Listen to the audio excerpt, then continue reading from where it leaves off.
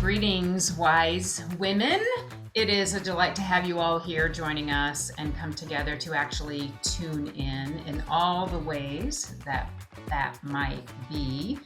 My name is Rhonda Bannard. I'm the founder and executive director of Earth Gives, and we are seeking to build a community of Earth givers in service to one another and in service to our collective futures, with the framing of climate action underneath that.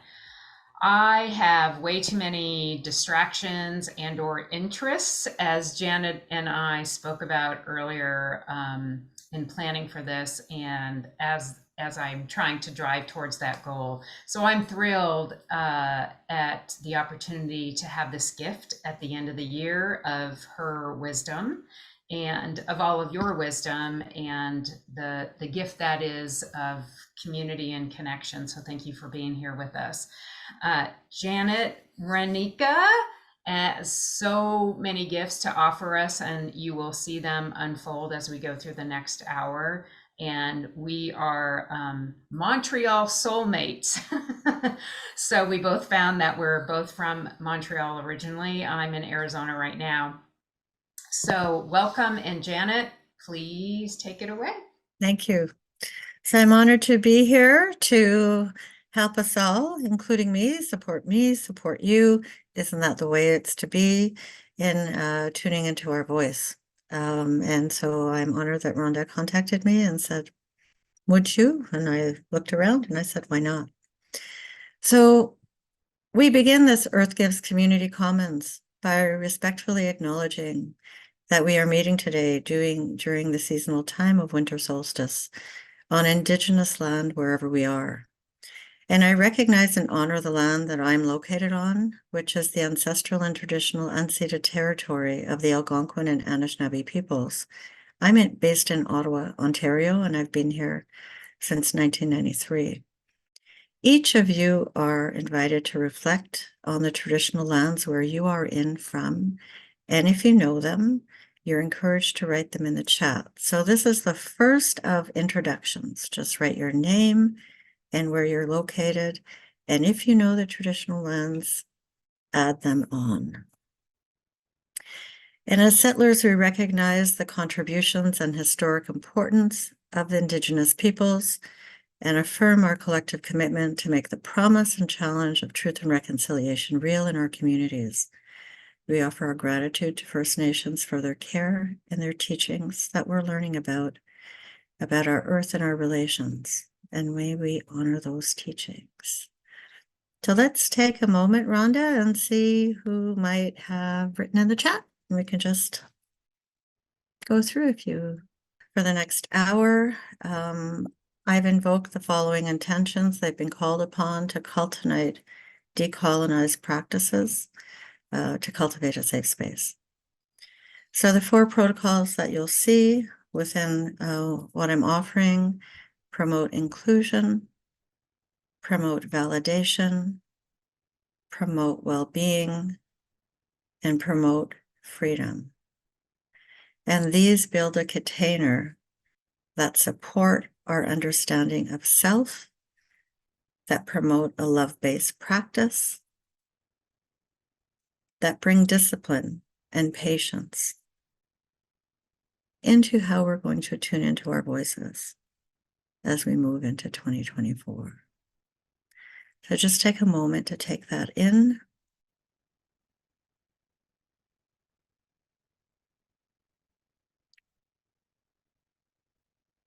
And I'm wondering if there's any inquiry that comes up.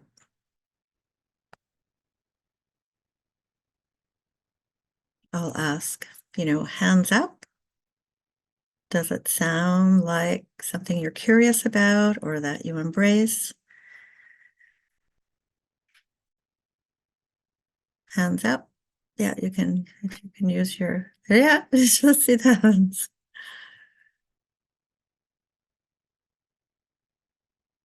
Great.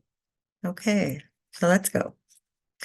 So today we have an invitation to gear up for the new year by tuning into all our voices for critical change. And critical change, I'm going to introduce 2 words to you: integrate resistance and flow. So we're going to begin with storytelling. And there's a couple of pieces on introductions. Who am I? We're going to look at the current way. We're going to look at today in terms of a journey. I have a little poem. And then we're going to introduce ourselves in a new way. And then we're going to look at today is 2023. We're going towards 2024. And so what does that shift take us into? And then at the end, there'll be an invitation to take moments of personal reflection and see possibility in your story. And we offer a number of resources that if you're curious, then you can dive into. And so those are the last 3 pages and pieces for sure that will be given to you. So who am I? The current way, and this is how I introduced myself for probably 20 years in my career, was I send my LinkedIn to people. And then I said, well, I'm a curious, trilingual, award-winning oversight professional, and I have extensive experience working in diverse environments, and I cultivate safe spaces in coaching, consulting, and facilitation services. And with over 30 years of experience with the Government of Canada and not-for-profit organizations, both nationally and internationally, I'm experienced in leading human-centered development and change, with 31 years in leadership management and 14 years at the executive level. If people go further down, they know that I'm a circle practitioner. And so when I use the term leadership, I see a leader in every chair. It is not just by being an executive that you become a leader. So take a moment to think about how you introduce yourself. It may be going to your LinkedIn page. What would be the first few sentences? And the invitation is actually to write it out and share it in the chat. Amanda's asking what a circle practitioner is. So that's a good question. So a circle practitioner is you follow the way of, there are various, in the non-Indigenous perspective, it would be the circle way. That's been around for a long time with Christina Baldwin, but she has deferred to Indigenous wisdom. And so it takes the practice of, you can actually look up the circle way. It takes the practice of everybody meeting in a circle. You may have a guide, there's a circle guide, but everybody is responsible for the outcome. So there's no dependency on the facilitator, and everybody gets to learn what the practices are. So it comes from a time since forever when people would gather to have conversation around fire, around the cooking stove, and continue to do so in many Indigenous communities.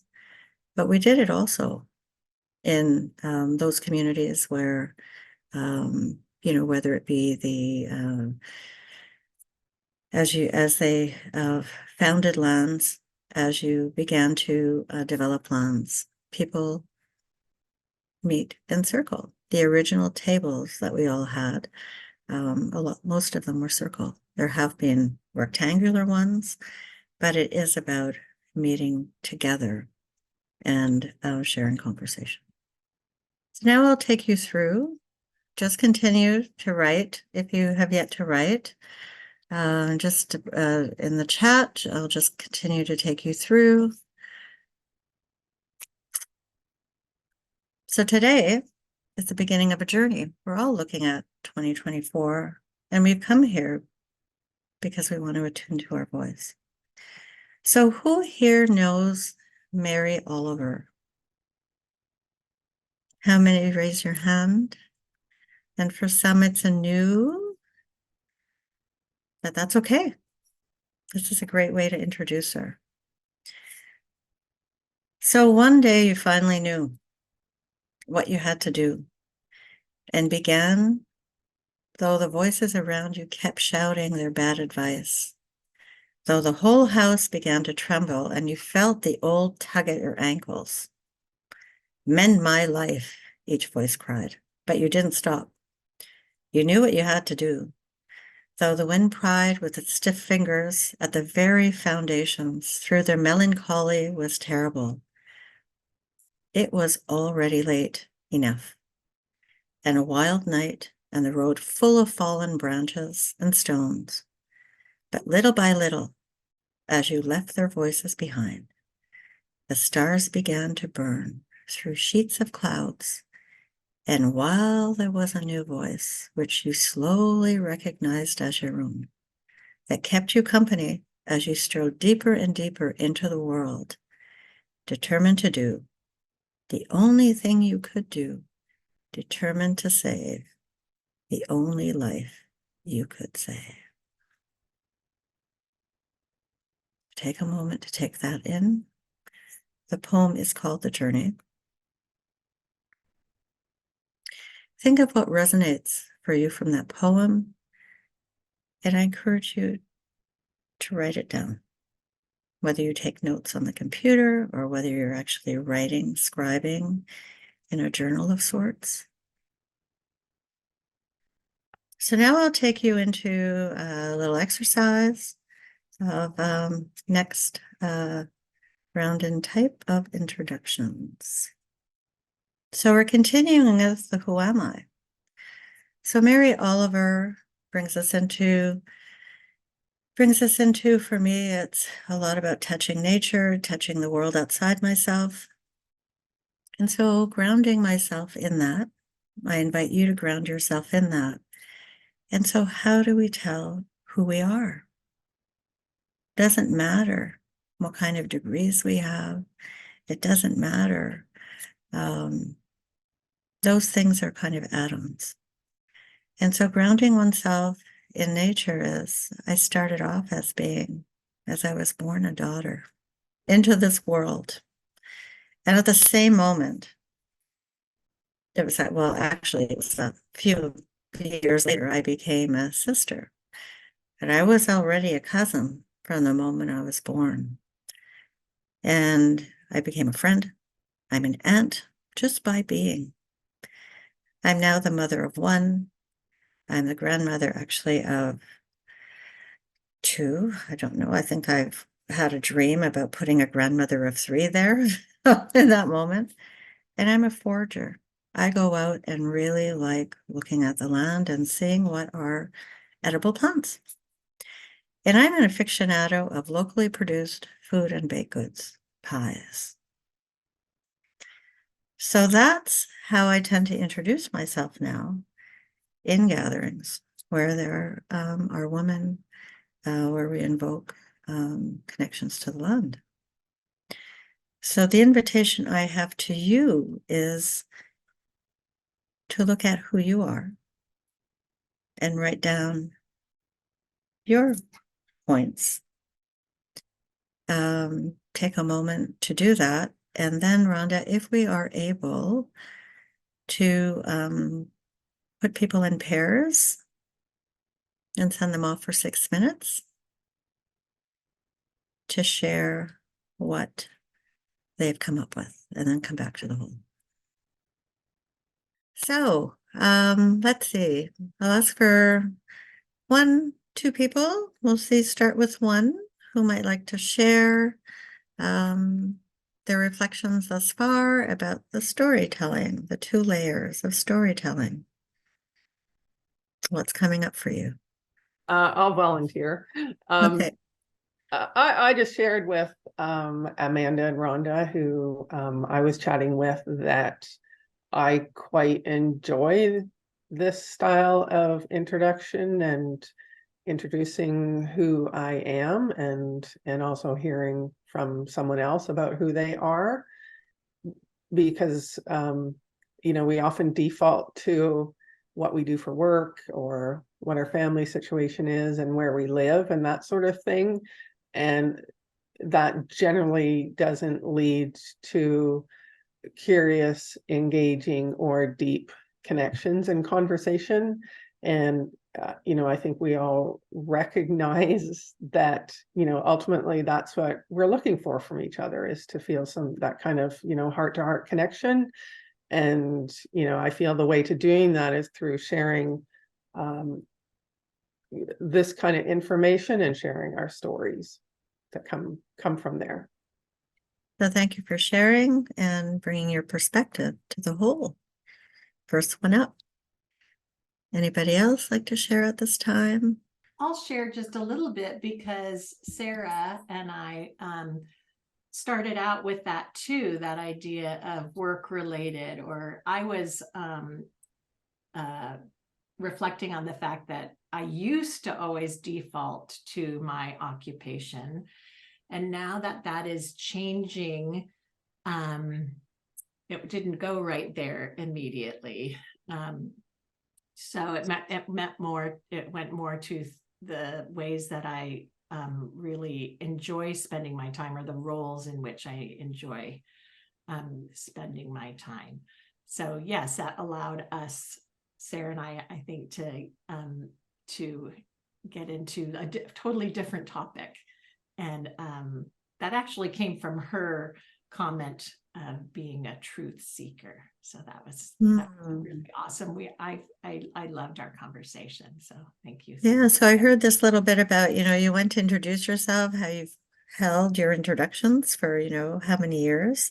And, that little moment of, ooh, I'm shifting, right, into something else. So just hold what you've actually experienced, the lived experience of shifting how we introduce ourselves, but not just outside. It's how we're introducing ourselves inside. It's the who am I? So what might be resonating with you? What's the newness? And write that down. Okay, ready for next one up?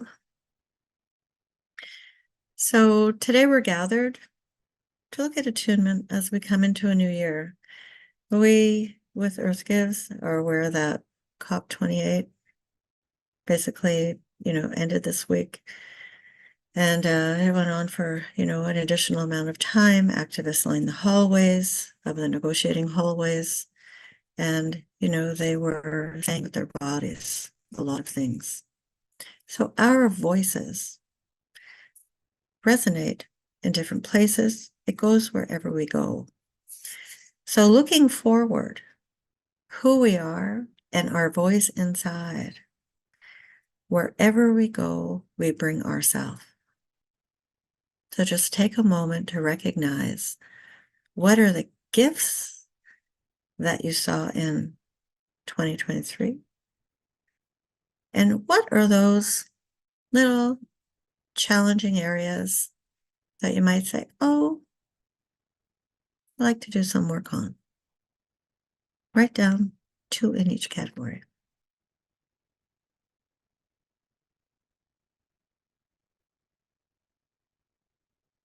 So going forward, traditionally we look at what the past plans are. So I'll be taking you through a few steps here that start with, we're ending in 2023.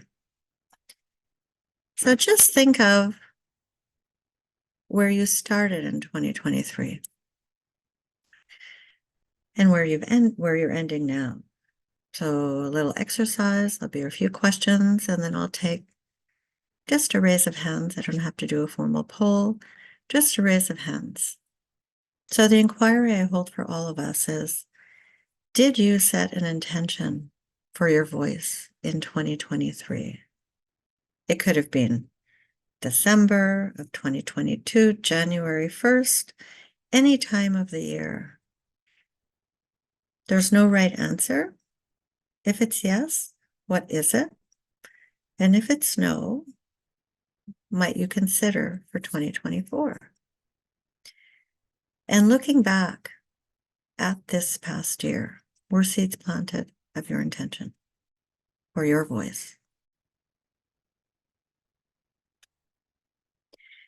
And then was the harvest the result as you intended? Or are there still things to do, in your little planting guide? You had a list, possibly. That's your planting guide. And are there still things to do? So take yourself through each of those questions. Okay, so the inquiry I have, the question for the poll is, and just raise your hands, how many of you still have things to do in your planting guide related to 2023? That's okay. How many of you harvested everything you intended in the year? So I'm one of those that there's still lots to do in my planting guide. And I know there's a new year. So when Rhonda asked me to, would I, hold this space, I thought, well, this is actually, a little bit of work on me. So I have a self-interest in actually being in community with you today. So let's go through the next piece. So 2023 meeting 2024 actually has 3 stages. So today recognize that we're at the ending of a cycle. And that January 1st begins the new beginning. It's to set our intentions for the new year. And in between is that space in between. So some of you may know or be familiar with the William Bridges transition model. So to get to something new, you have to end the endings or to compost pieces that you may not want to carry through. And so I'm going to take you through a little bit of this, especially the space in between. So how many of you, just raise your hands, are familiar with the transition model, William Bridges? There's a lot written up on that about what's required for endings, what's required for space in between before we go to the new beginning. And a big place that we have to go is we have to cross the swamp, which is that space in between. So this is a Mary Oliver poem. I love her. So you are coming to an end and you want to get over there, but it's a space in between. So how much from this poem is going to call to you about staying where you are for a while, to register and go through and recognize what you did, the goodness in you and the things that, well, life happens, right? And where you want to go. So here is the endless, wet, thick cosmos, the center of everything, the nugget of dense sap, branching vines, the dark bird faintly belching bogs. Here is swamp. Here is struggle, closure. Pathless, seamless, peerless mud. I always add the muck. My bones knocked together at the pale joints, trying for foothold, fingerhold, mindhold over set slick crossings, deep hip holes, hummocks that sink silently into the black, slack earth soup.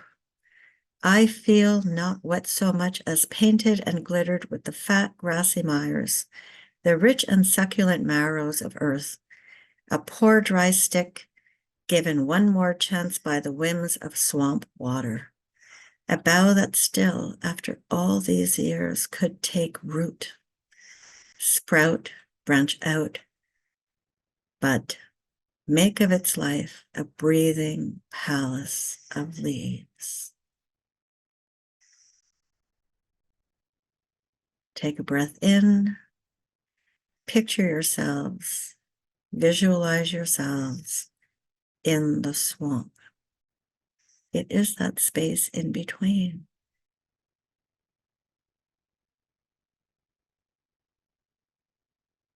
What comes up for you? And write that down.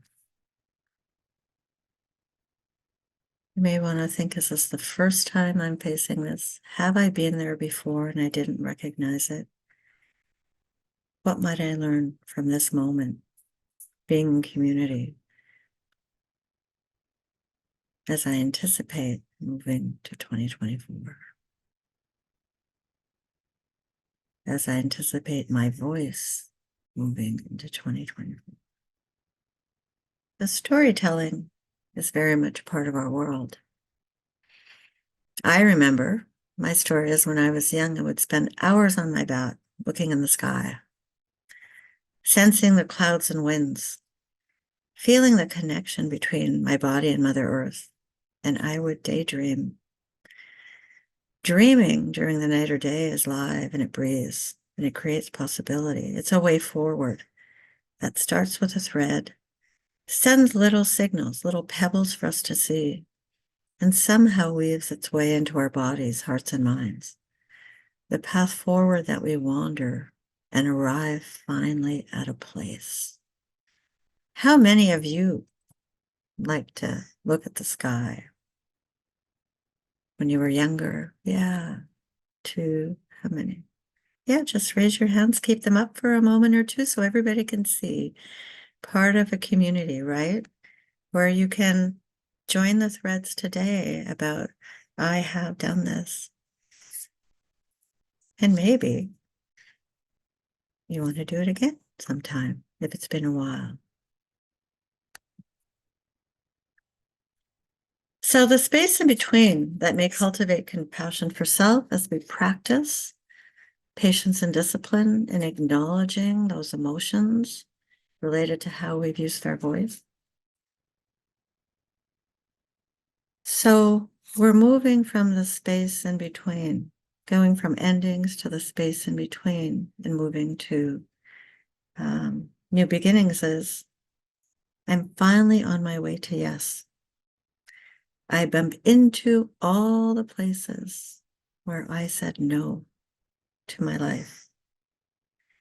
And there is much more in this poem by Trisha Gertler, and we'll send it out. But I'll read it right now. I think we have enough time.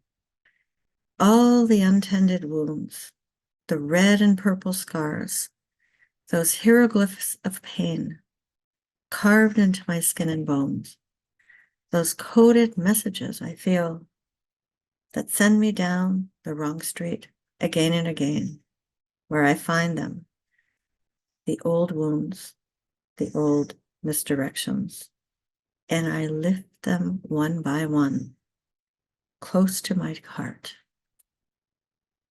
Put all our hands on our hearts. And she says, Pesha says, holy, holy. Take a moment to think of what comes up for you and how you hold it close to your heart as you move from the space in between into new beginnings. So how does daydreaming, voice, and being in the swamp, how are they all connected?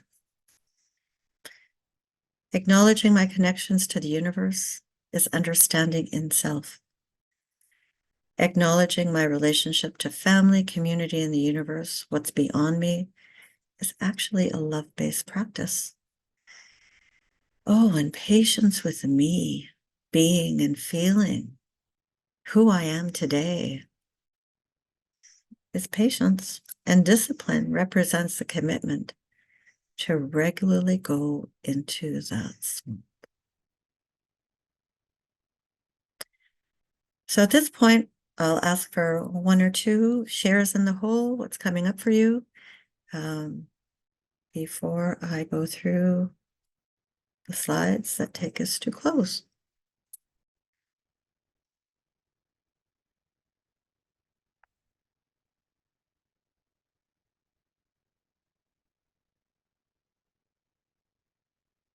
Sarah. I just have to say that the synchronicity of what you're saying is so poignant right now, because I just finished saying before I got on here to somebody that I feel like I'm in the in-between place. And yeah, this whole idea of like going through the muck and stuff, it's very on point for me. Um yeah, And how do you feel about recognizing the muck? You can go back to the swamp as a discipline. Yes, I really like that. I had just wrote down something this week saying like you're not supposed to set up camp in the swamp. You're supposed to go through it, but regularly coming back to it as a discipline. I really like that. Yeah. Yeah. Thank you. Thank you, Sarah. Just to add something to that, because I'm a fan of liminal spaces, so those spaces in between. Sometimes they are endings to new beginnings, or ending of one season, beginning of another season. Sometimes they're the edges of points of interest that you have, and you need to explore what can be created between. Either way, you're still waiting in either the fog or the muck of uncertainty as you wade your way or weave your way through, paths that are unknown. And so there's a lot of creativity that comes out from that in between space. So sometimes it's a slog, and sometimes it's like a blind walk, and sometimes it's just seeing where the sparks or the fireflies lead you into paths unknown. It's whatever shows up for whoever you are, right? And this year and this moment might be very different from a week from now. So that's why the discipline component related to commitment to regularly go into that place. I mean, I love muck. Children love muck, right? Just think about if we're bare feet in the muck, how often do we do that now? And what does it bring up for you when you remember the last time you actually felt that? So one of the words on this slide is resistance. So each of us can be open, but we can also resist. As activists, living resistance is a key part of who we are. So I want to invite you to receive the word resistance as a good thing. It's what your body says to the system. It's what your body says for what you need, and you may not be paying attention. There's a lot on resistance, and I have a reference from an Indigenous perspective. So the realm of harvesting, which Paula just brought in, harvesting from that space in between and shifting to 2024. So it's where we gather the fruit of all we've worked so hard for and to celebrate it. Where we recognize also and gather those bits and pieces, those fragments that may be unresolved. And the invitation is to create space for grief and move towards healing. So in our world, in the environmental and climate change world, we have a lot of feeling of loss.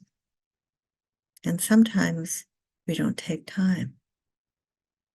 But in a time of looking at our voice for the next year, what are those pieces that we may have they're around. We didn't get what we expected. We didn't see at COP28 what we expected. Just create a little space for it. and together move towards an integration point. So at this point, it's time to take a breath, one of many that you may take in the next couple of weeks as you go forward. So the lifelong work of resistance often feels like we're slamming our bodies, minds, and spirits against barriers that will never come down. Every now and then, we get to the other side.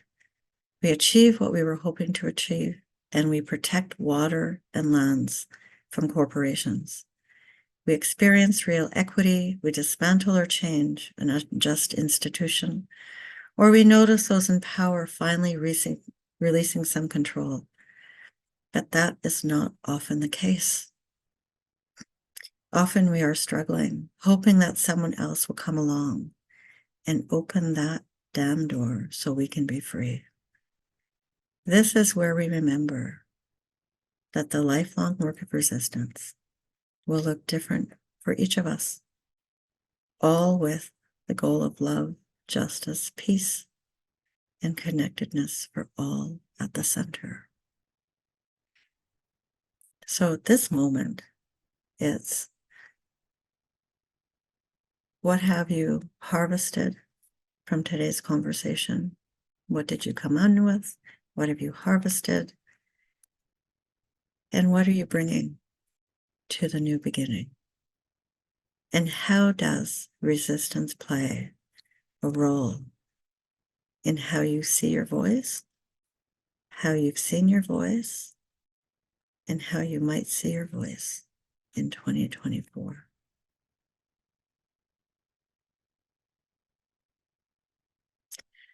So we have 3 pages here as an invitation to dig deeper. I've put up a few things about me. I've given the reference on Living Resistance, which is an extraordinary book for personal, I think, awareness and looking at how one shows up every day. And if you wonder if you're in a group that doesn't seem to belong, well, there's a group of belonging here. And I follow Cultivating Safe Spaces. It's a book called Calling My Spirit Back. Sarah is also trained as a Cultivating Safe Space facilitator. It's really wonderful to see her here. And a whole bunch of organizations where women are very active. So in the Climate Reality Project for the States or Canada, trainings happen regularly around the world. She Changes Climate, that has a presence globally.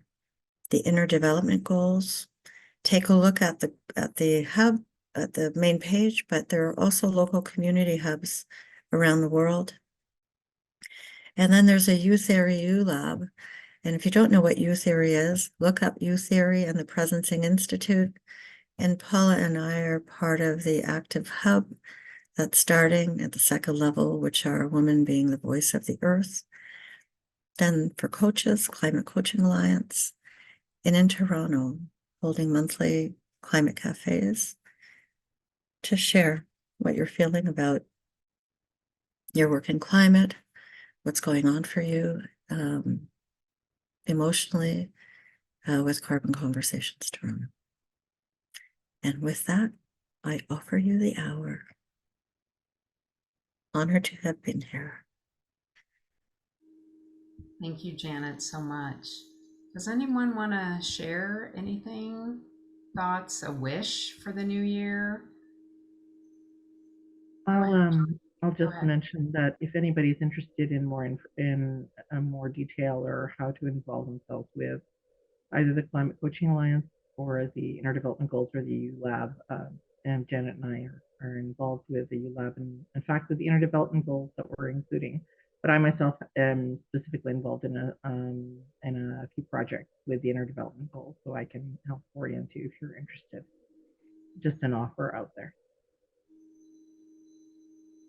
And my desire for the new year is that we build more spaces for safe space to share, and that more people are sharing in these types of circles to be able to, in a very non-threatening way, unleash their vulnerabilities so that they can see them outside of their own sort of inner jail, and see them for what they are, and then look at how they themselves can, and each one of us can figure out what will help overcome that, changing those spaces from endings to beginnings.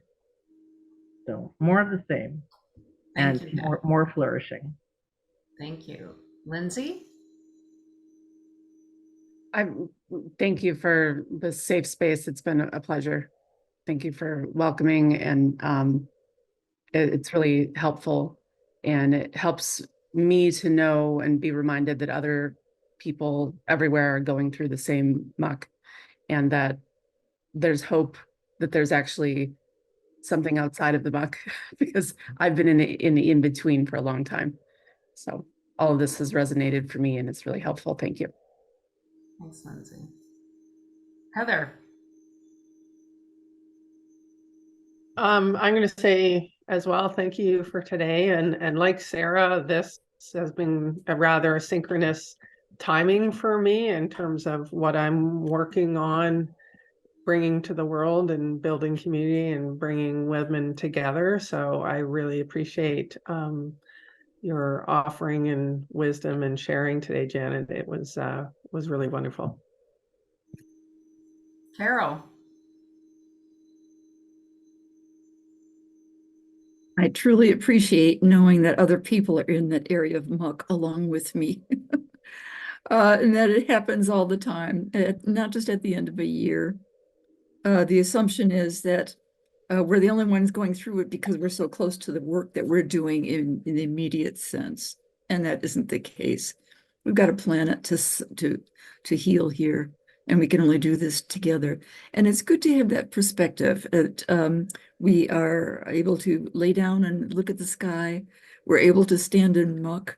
We're able to envision a healed earth where we can wiggle our toes in the welcoming grass, and we can do that together. And we don't have to wait for others at very high places who do a lot of talking, and they've been talking for decades and so on, and looking at the planet. We can just do this. We just do it, and we can do that, and not to feel frustrated if it doesn't happen tomorrow or the next day, but it will happen. And if we work together and share, and we will. Thank you, Carol. Sheila? Well, it's just been a lovely hour. I am not fully immersed or involved in any like leadership way in terms of the climate or environment at this point. I've just always kind of supported Rhonda in her work, and